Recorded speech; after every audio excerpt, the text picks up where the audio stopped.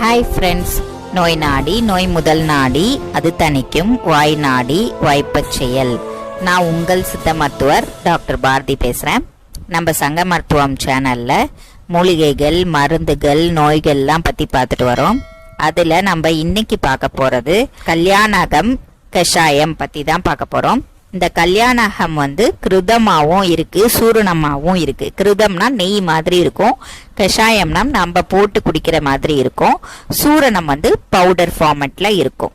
இதுல என்னென்ன பொருட்கள் சேருது, என்னென்ன இன்கிரீடியன்ட் அப்படின்னு பாத்தீங்கன்னா, திரிபலானா கடுக்காய், நெல்லிக்காய், தாண்டிக்காய், அது கூட துமட்டிக்காய், வாய்விடங்கம், தேவதாரு, காட்டு செரி, அதாவது செரி பழம் மாதிரியே காட்டு செரி பெருசா இருக்கும் அது, அப்புறம் தாமரை வித்து, நன்னாரி, மஞ்சள், மஞ்சிட்டி, சந்தனம், மரமஞ்சள், புல்லடி, கண்டங்கத்திரி, ஏலம், சிறுநாகப்பூ, பிரியங்கு, தாலிசபத்ரி, நாகநந்தி, கோஷ்டம், சித்திரப்பாலை, தகரை, மல்லிகை, இது எல்லாமே சேர்த்து ப்ரிப்பேர் பண்றது தான் இந்த கல்யாணகம் கஷாயம்.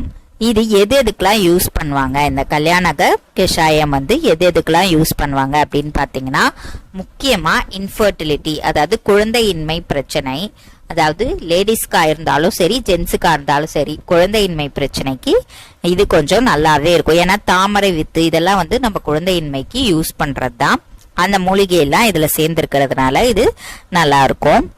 விஷக்கடினா சின்ன சின்ன பூச்சிக்கடி, பாம்பு கடி இல்லாம சின்ன சின்னதா பூச்சிக்கடி இருக்கும். ஏதாவது ஒரு பாய்சனஸ், ஏதாவது ஒரு நச்சுத்தன்மை உடம்புல இருந்தது, டாக்ஸிசிட்டி இருந்தது அப்படின்னாலும் இந்த கஷாயம் நல்லாவே இருக்கும்.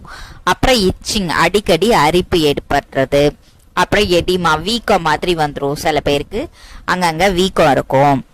இரும்பலுக்கு, அனிமியாக்கு, அனிமியானா ரத்த சோகை எதனால வருது, நம்ம ரத்தத்துல நச்சுத்தன்மை இருக்கிறதுனாலதான் வரும். ஸோ அந்த நச்சுத்தன்மை நம்ம ஏற்கனவே சொன்னதுனால அந்த டாக்ஸிசிட்டியை ரிமூவ் பண்ணிட்டா நமக்கு அனிமியா சரியாயிடும், அதாவது ரத்த சோகை சரியாயிடும். வீக்னஸ், அது மாதிரி மெமரி வீக்னஸும் சரி, உடம்பு வீக்னஸும் சரி, அதாவது மனநல பாதிக்கப்பட்டதுனால சில பேருக்கு ரொம்ப வீக்கா இருப்பாங்க, சில பேருக்கு மெமரி பவர் ஞாபக சக்தி கம்மியா இருக்கும், அவங்களுக்கும் சாப்பிடலாம். அப்புறம் சைக்கோசிஸ், அதாவது அந்த மனநல பாதிக்கப்பட்டு இருக்கிறதுனால ஒரு மாதிரி அவங்களுக்கு விஷயங்கள்லாம் வேற வேற மாதிரி தெரியும், இருக்கிறது இல்லாத மாதிரி இருக்கும், அந்த மாதிரி எல்லாம் இருக்கும். அந்த பிரச்சனைக்கெல்லாமே அவங்க எதாவது திங்க் பண்ணிட்டே இருப்பாங்க.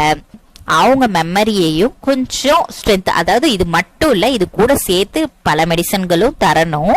ஆனா இது இந்த சைக்கோசிஸ்க்கு, அதாவது மனநல பாதிக்கப்பட்டவங்களுக்கு இது ஒரு நல்ல மருந்து.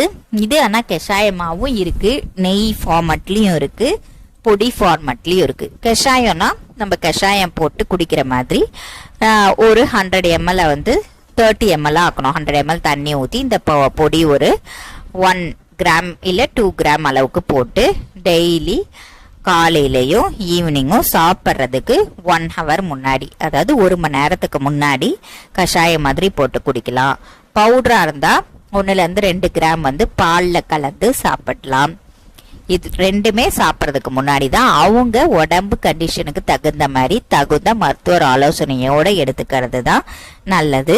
இது முக்கியமா இன்னொன்னு என்னன்னா, இதை 2 மாசம் தான் ஃபாலோ பண்ணணும், அதாவது 2 மாசம் தான் சாப்பிடணும். எதுவா இருந்தாலும் சரி, சூரணமா இருந்தாலும், கஷாயமா இருந்தாலும், நெய்யா இருந்தாலும்.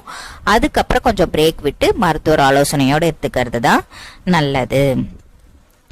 இதே மாதிரி பல வீடியோக்களை பத்தி பார்க்கறதுக்கு நம்ம சங்க மருத்துவம் சேனலை சப்ஸ்கிரைப் பண்ணுங்க, லைக் பண்ணுங்க, ஷேர் பண்ணுங்க, கமெண்ட் பண்ணுங்க. பெல் பட்டனையும் கிளிக் பண்ணிட்டீங்கன்னா உங்களுக்கு நோட்டிபிகேஷன் வந்துடும். நம்ம போடுற வீடியோக்களை நீங்க பார்த்து தெரிஞ்சுக்கலாம். தேங்க்யூ.